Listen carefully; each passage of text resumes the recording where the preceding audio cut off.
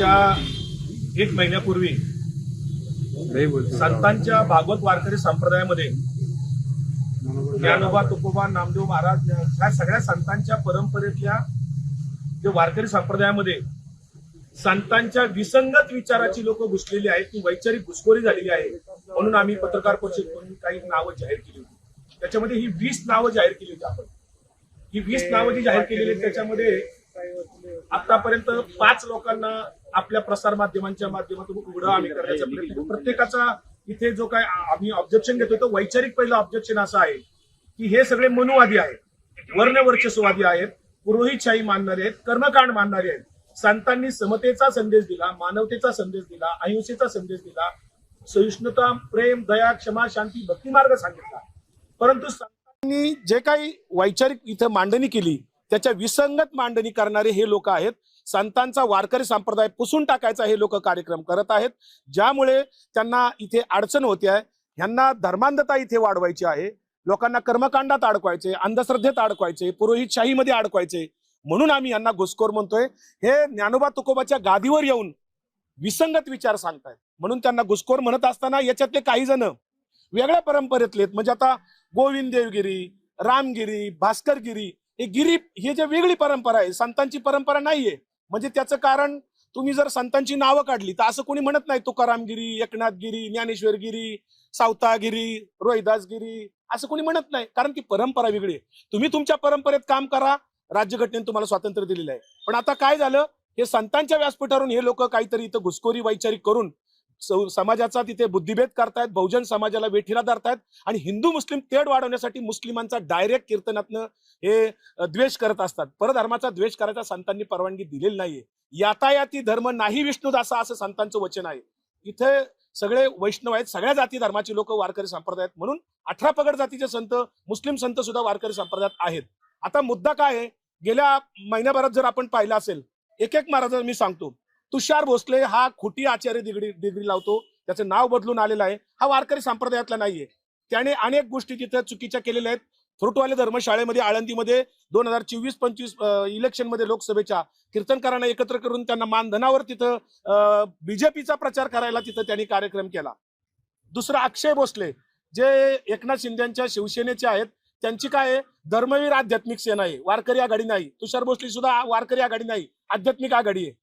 ह्या अक्षय भोसलेंनी काय केलं, मी त्याचे पुरावे प्रसार माध्यमांच्या दिलेले, माझ्या सोशल मीडियात आहे, की एकनाथ शिंदेच्या आशीर्वादाने पंढरपूरमध्ये एक दिंडी आहे नामदेव महाराजांची, जी वाखरीला स्वागताला येते. पण ह्या अक्षय भोसलेंनी काय केलं, त्या एका माणसाला हाताशी धरून 43 दिंड्या दाखवल्या खोट्या, आणि 43 लोक दाखवली. 43 लोकांच्या नावाने खोटी तिथं कागदपत्र दाखवून, बनावट कागदपत्र दाखवून अनुदान लाटलं शासनाचं 2 वर्ष. एकाच दिंडीच्या 43 दिंड्या दाखवल्या वेगवेगळ्या लोकांच्या नावाने. तर समाज कल्याण खात्याने त्याची इन्क्वायरी केली पाहिजे. दुसरं जो आहे तो किशोर शिवनीकर, मी जे घोषित केलेल्यापैकी किशोर शिवनीकर हा लातूरच्या एका सप्त्यामध्ये खंडापूरच्या बेहिशोबी तिथं वर्गणी गोळा करून पळून गेलेला आहे. पिस्तूल दाखवतो, त्याच्यावर लातूर पोलीस स्टेशनला गुन्हा दाखल आहे. सरकारने अजून त्याच्यावर अटक केलेली नाही, त्याला तो हिशोब विचारलेला नाहीये. बेकायदेशीररित्या पैसे कोट्यावधी रुपये जमवले. लातूर जिल्ह्यातल्या गोरगरीब कष्टकऱ्यांचे ते पैसे होते. अजून लातूर पोलीस स्टेशनला तिथे तक्रारी लोकांच्या असताना सुद्धा अजून त्याच्यावर कुठली कारवाई झाली नाही. तर हा ही घुसखोरच आहे. पुढचा एक घुसखोर आम्ही सांगितलं, राणा वास्कर जे संभाजी भिड्यांचे धारकरी आहेत, जसं पालखीमध्ये पुण्यामध्ये धारकरी घुसले होते, त्यात राणा वास्कर वगैरे ही सगळी मंडळी होती. आता आज एक नवीन महाराज पुढे आलेला आहे, संग्राम भंडारे, जो परवा माझ्यावर त्याने ऑइल ओतलं आणि रिव्हॉल्वर दाखवून माझ्यावर जीवेगणा हल्ला केलेला होता. त्याची लोणी काळभोर पोलीस स्टेशनला मी तक्रार दिलेली आहे. काल त्या संग्राम भंडारेवर गुन्हा दाखल झाल्यानंतर या राज्याचे कॅबिनेट मंत्री नितेश राणे, आमदार गोपीचंद पडळकर, आमदार महेश लांडगे, आमदार संग्राम जगताप यांनी आपली संविधानिक शपथ विसरून एका आरोपीला ज्याच्यावर गुन्हे दाखल आहेत त्याच्यावर जाहीर समर्थन केलं. आणि नितेश राणे मंत्री म्हणतात की यांच्या केसालाही धक्का लागणार नाही आरोपीच्या. याचाच अर्थ हे सगळे सूत्रधार हे लोक होते का माझ्यावर जीवघेणा हल्ला करायला? आणि मुख्यमंत्र्यांनी अजून त्यांना कुठली कारवाई केली नाही, त्या आरोपींना कोणाला अटक केलेली नाही. संग्राम भंडारे हा गुंड प्रवृत्तीचा आहे, त्याच्यावर निफाड तालुक्यामध्ये नाशिक जिल्ह्यात हाफ मर्डरची एक केस दाखल आहे. नगर जिल्ह्यात काही धार्मिक तेढ निर्माण केले म्हणून गुन्हे दाखल आहेत. हे यांचे वेगवेगळ्या रेकॉर्डवर गुन्हे दाखल आहेत.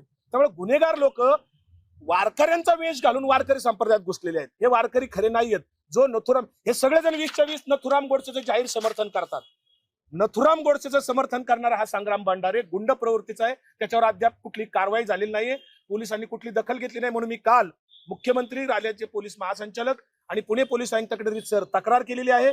जे आमदार आणि मंत्री त्याला जाहीर समर्थन करतात एका आरोपीला, त्यांच्यावर तातडीने कारवाई करावी, त्यांना सह आरोपी करावं आणि याची चौकशी करून आरोपींना अटक करावी, पिस्तूल जप्त करावेत, गाड्या जप्त कराव्यात. पण अद्यापर्यंत ते झालेलं नाही. आता आज एक तुम्हाला मी महत्वाची गोष्ट सांगतोय. या 20 घुसखोरापैकी श्याम राठोड उर्फ भारतानंद सरस्वती, भगवी कपडे घालतो, भगवा फेटा आहे, जे कोणी देव देश धर्माचं रक्षण करतो म्हणतात, मी ज्यांची नावं आतापर्यंत घेतल्यात, तुम्ही देव देश धर्माच्या रक्षणासाठी बोलता. हा श्याम राठोड आज तुम्ही जर गेला तर दिघी पोलीस स्टेशन मध्ये याच्यावर बलात्काराचा गुन्हा दाखल झालेला आहे. या श्याम राठोड बरोबर आरोपी कोण आहे तर आळंदीमध्ये एक प्रसिद्ध महिला कीर्तनकार आहे, त्यांची तिथं शिक्षण संस्था सुद्धा आहे, नामांकित आहे. त्या नवरा बायकोवर सुद्धा गुन्हा दाखल आहे. श्याम राठोड आणि हे सगळेजण आरोपी आहेत. एकूण 6 आरोपी आहेत. पुण्यातल्या दिघी पोलीस स्टेशनवर त्यांच्यावर बलात्काराचा गुन्हा दाखल झालेला आहे. त्याच्यामध्ये जे गुन्हा रजिस्टर क्रमांक आहे 189/2026, कलम 70 BNS अंतर्गत जी कलम आहेत ती 70, 309(4), 115/2, 351/2, 352, 356/2, 3/5 अशी वेगवेगळी कलम BNSच्या अंतर्गत त्यांच्यावर लागलेली आहेत.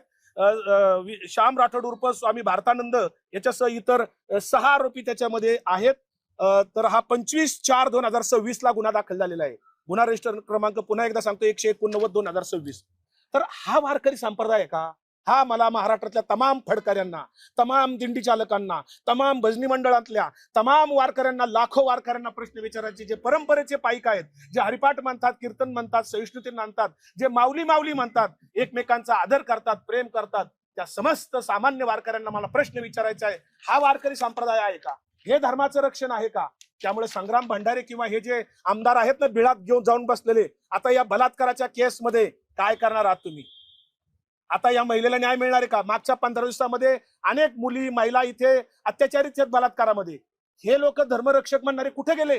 कोणत्या बिळात गेले? आता का तुम्ही बोलायला येत नाही? श्याम राठोड, आता जो भारतानंद सरस्वती आहे, या महाराजाला सुद्धा आता सरकार पाठीशी घालणार काय?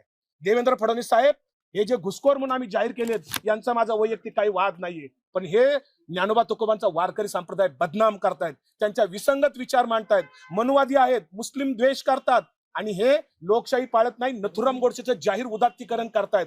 एका गुन्हेगाराचं ज्याला शिक्षा झालेली आहे, राष्ट्रपिता महात्मा गांधीचा खून केलेला नथुराम गोडसेचा समर्थन करणारे माझ्यावर जीवघेणा हल्ला करतात. आजही मला जीवाला खूप धोका आहे. मला रोज धमक्या येतात. काल पण एकाने जाहीरपणे धमकी दिली. मी सोशल मीडियात त्याचा व्हिडिओ टाकलाय. मला मेसेज येतात इंस्टाग्राम वरून, फेसबुक वरून, खूप धमक्या येतात. मला जीवाला धोका आहे. मला अजूनपर्यंत संरक्षण मागणी करून सुद्धा मिळालेलं नाहीये. आरोपींना अटक झालेली नाही. त्यामुळे या सुद्धा दिघी पोलीस स्टेशन मध्ये ज्यांच्यावर गुन्हा दाखल झालाय त्यांना सुद्धा आरोपींना कधी अटक होणार हा माझा सवाल आहे.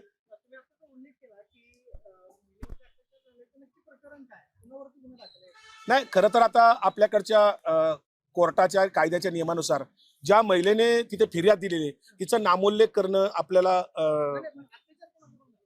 एका महिलेवर बलात्कार झालेला आहे, घरात घुसून बलात्कार केलेला आहे 4-5 जणांनी जाऊन महाराजांनी केलेला आहे. आणि त्या महाराजांना आरोपी ना, मी आरोपींचीच तुम्हाला सांगितलं. श्याम राठोड त्यातला एक आरोपी आहे. ते नवरा बायको जे प्रसिद्ध कीर्तनकार आहेत आळंदीतले, ते पण त्याच्यामध्ये मुख्य आरोपी आहेत. हे सगळे मिळून 6 आरोपी आहेत. त्यांची नावं मी घेऊ शकत नाही फिर्यादीचं, परंतु बलात् तुम्ही दिघी पोलीस स्टेशनला जाऊन विचारू शकता. 20 घुसखोरामध्ये मी जे जाहीर केलं त्यातला श्याम राठोड आहे, स्वामी भारतानंद सरस्वती. हे त्याच्यात आरोपी आहेत ना आता बलात्काराच्या केसमध्ये. त्यांनी घरात घुसून बलात्कार केला त्या महिलेवर.